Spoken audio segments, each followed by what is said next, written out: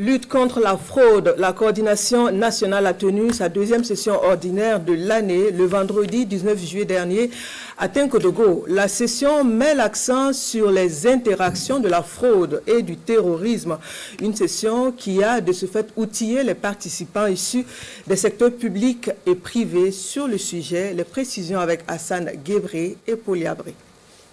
Cette deuxième session de l'année 2024 de la Coordination nationale de la lutte contre la fraude, CNLF, est consacrée à l'amendement de la première session, suivie de 2 communications sur le thème « Fraude et financement du terrorisme au Burkina Faso ». Dans ce contexte marqué par la crise sécuritaire, la CNLF multiplie les actions pour rendre la lutte contre la fraude plus efficace et mieux coordonnée. Nous avons déjà 2 types de stratégies que nous avons commencé déjà à dérouler. Donc la première, c'est la sensibilisation. Il y a donc aussi le volet répression.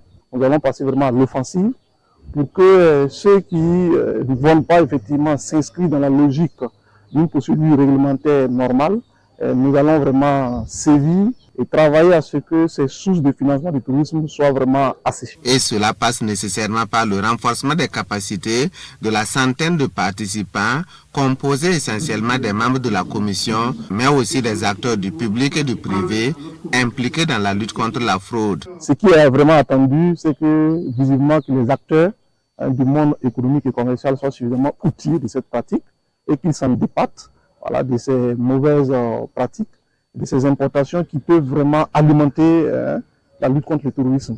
Les discussions vont permettre de mettre en évidence la détermination des acteurs présents à intensifier leurs efforts pour réduire, voire éradiquer la fraude au Burkina Faso.